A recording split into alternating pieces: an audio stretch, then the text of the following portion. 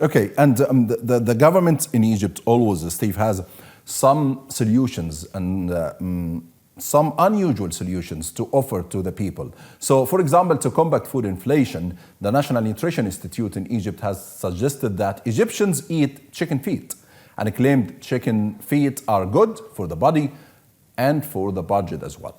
How do you see that? Well, it's kind of a bad joke, actually. I feel sorry for the Egyptians, and there are a lot of Egyptians in poverty right now because of the inflation tax. Because, by the way, inflation is a tax, a huge tax that no one voted on. It's imposing a tax, particularly on poor people, because poor people have to spend all their income just to survive. And every time they spend income, what? They're hit with inflation. And that's the inflation tax.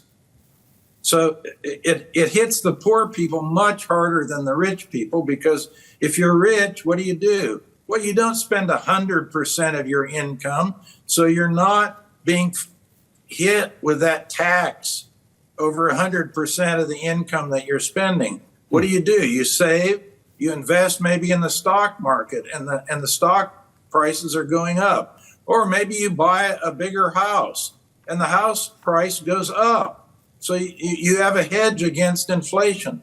Poor people don't. They have to spend all their money. They don't save anything.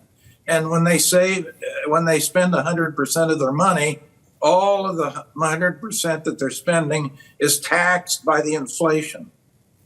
Yeah, and this month on January 11th, which was one of the most dramatic days in Egyptian economic history, you tweeted, and I quote, "Egypt will soon learn an age-old lesson. Contrary to IMF speak, countries can devalue their way to prosperity."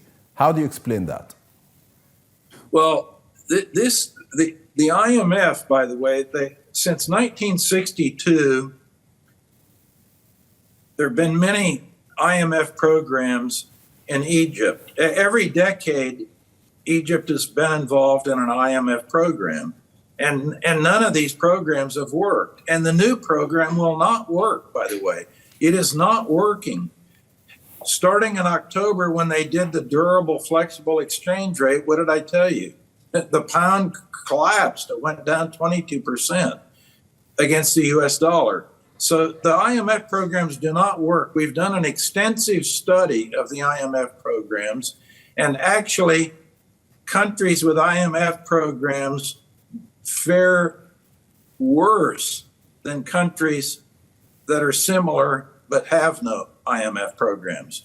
And this devaluing your way to prosperity, the IMF likes to go with these flexible exchange rates, devalue the currency. They say that's going to lead to prosperity. But think of it. If that was true, we would have one of the greatest economies in the world in Venezuela, where over the last few years, they've completely decimated the Venezuelan bolivar. It's depreciated by over 99% against the US dollar. Or go to Zimbabwe. Zimbabwe is in Africa, and it's devalued its currency again over the last year by over 90%. So, and they don't have prosperity. Look at the alternative.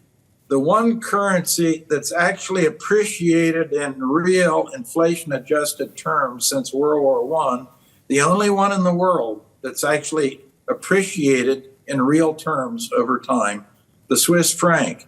And the Swiss economy does beautifully. They have a tremendous export sector, very stable economy, and a very strong currency. The strongest currency in the world over time is the Swiss franc.